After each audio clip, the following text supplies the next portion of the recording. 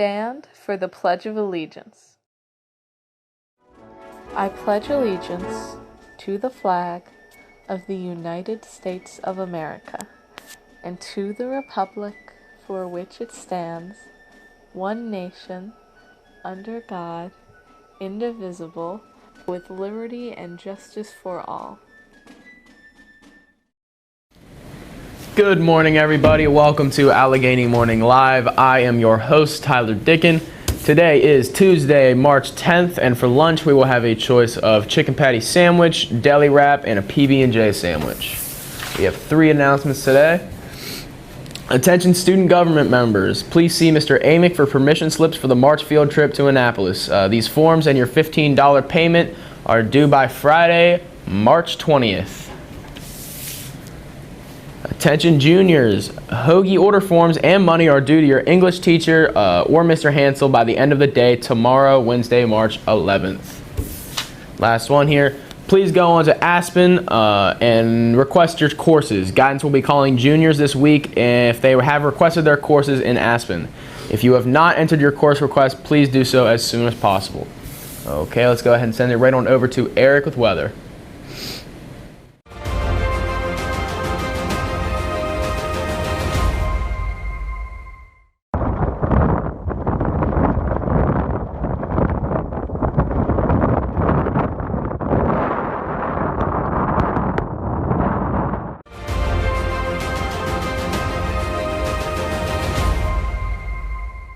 But it was pretty cool to see some convective showers, even though the temperatures were pretty cold. They still have some pretty nice tops and were pretty strong in intensity.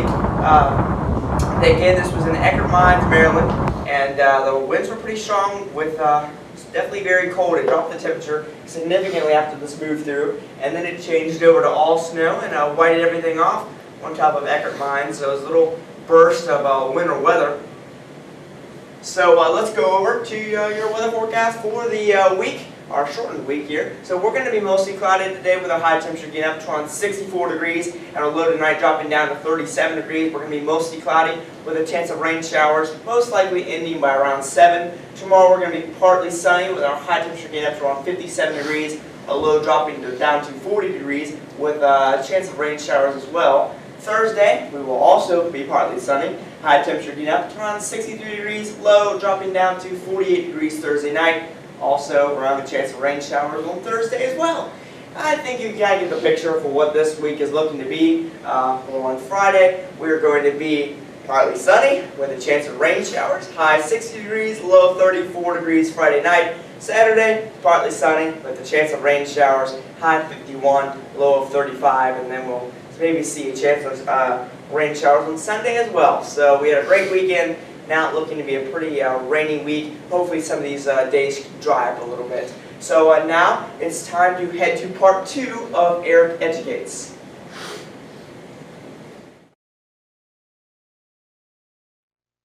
Hello everybody and welcome back to Eric Educates. This is the second part of the multi-part series overviewing the different aspects of thunderstorms and also giving preparedness tips.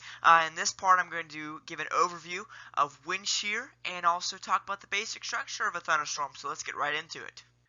Alrighty, so I didn't cover this in the last part because it really isn't a main ingredient for thunderstorm development. You can still have a thunderstorm without a wind shear. However, wind shear is a real key component to the development of severe thunderstorms and even tornadic thunderstorms. So on a day when we're not really talking about severe weather, wind shear is still going to increase the storm's organization and is going to increase the storm's longevity. A lot of events we have on hot summer days is we have a lot of instability but no shear, so storms blow up and then immediately die because they don't have any shear to keep themselves organized and keep sustained developments. So on a non-severe day, vertical wind shear is still a component to getting some more organized thunderstorms which can produce more threats, and also a storm can last longer. But when a day that we have ample amounts of wind shear, it increases the threat of severe weather and also increases the threat of rotation, as a wind shear can organize a thunderstorm and allow it to rotate. And wind shear is a key component to the development of supercells and tornadoes. So we always always have to watch that when dealing with severe weather. How much wind shear do we have, and where's that threat of some rotating storms and tornadoes? So vertical wind shear is a key component of severe weather, but not quite for your basic thunderstorm. Alrighty, now that I've talked about the different ingredients for your basic thunderstorm and your severe and tornadic thunderstorms, it's now time to talk about the basic thunderstorm structure. You need to pay attention to this, as when we start getting towards the life cycle of a thunderstorm, the updraft and downdraft terms are going to be a key component of learning about the life cycle of a thunderstorm. So to put the basic thunderstorm structure in basic terms, the updraft is warm and moist air rising up through the atmosphere, and this is where it partially condenses into the familiar cumulonimbus cloud that we see, and then eventually gets to the top and it cools and it falls down as water vapor, and that is your rain and your hail, and also we see winds, and this all comes down through the downdraft of a thunderstorm. So again, warm and moist air is rising up into the atmosphere and is supplying the thunderstorm, that is updraft, and rain, hail, and wind is falling down through a thunderstorm as is cooled after the warm and moist air has already went up and is going down. So up is the updraft, down is the downdraft. So that's a key component. You'll hear this out in the field a lot, because updraft strength is a key thing to saying, hey, how strong is this thunderstorm going to be? How sustained is this thunderstorm going to be? And also we pay attention to the downdraft, because that's where we see our rain, winds, and hail.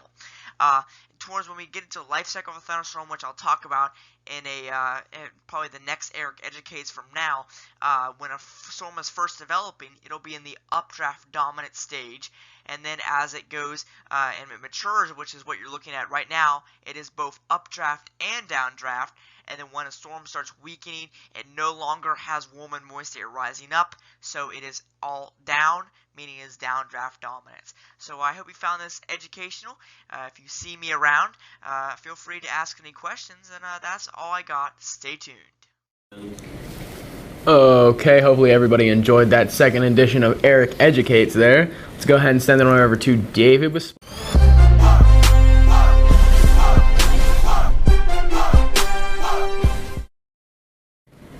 In Allegheny sports news, attention JV baseball players. Practice tonight will begin at 4:30 at the fairgrounds. Again, 4:30 tonight, JV baseball practice.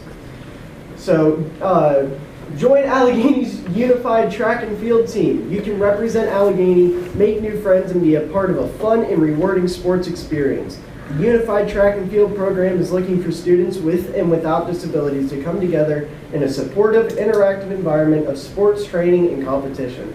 This program is open to any student interested in being part of a dynamic, inclusive team. No previous sport experience is necessary. Events are running, long jump, shot put, and javelin throw, with very few practices and track meets held during the school day.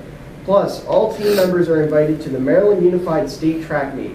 Please see Miss Miller in room 106 if you are interested ASAP for a parent permission form. All students are welcome to join.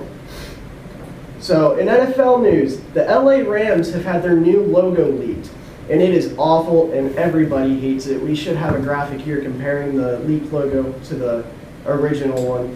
So, the one on the hat is the new one, and as you can see, it looks like a really bad LA gym logo. And the one on the original logo, it looks better. They actually have a stadium being built. Spent $5 billion on the stadium to be shaped like the old logo, but they're just going to change it anyways for whatever reason. So moving on, the Ravens offensive guard Marshall Yanda, who's been a part of the team for 12 years, announced today that he is going to be formally announcing his retirement later on this week. Yanda is a Super Bowl champion, an 8-time Pro Bowler, and a 2-time first-team All-Pro offensive guard. There's only ever been 2 offensive guards to ever fill all those requirements, so Marshall Yanda has a very good case for the Hall of Fame. So that's good for all the Ravens fans out there. In NBA news, the NBA has informed teams to prepare to play their games without fans for the foreseeable future due to the threat of the coronavirus. Speaking of which, the MLB, the MLS, the MLB, and the NHL all announced that locker rooms will be completely closed off to the media before and after games due to the threat of the coronavirus. So no fans, no media, nobody is allowed inside of the locker rooms before and after games. The media are going to get like their own special space to go to see players. So coronavirus is really impacting the sports world. And finally, just wrapping up the scores of our XFL games. The Houston Roughnecks are still undefeated. They beat the Seattle Dragons 32-23. The Guardians beat the Renegades 30-12, so the Renegades still haven't won a game at home. The Defenders beat the Battlehawks 12-6. Finally. The Wildcats beat the Vipers 41-34 in the first shootout in XFL history. So that was a fun game to watch. But yeah, that's all I got. Back to you, Tyler. Thank you, David. I believe that's all for Allegheny Morning Live. Thank you very much for tuning in and have a great day.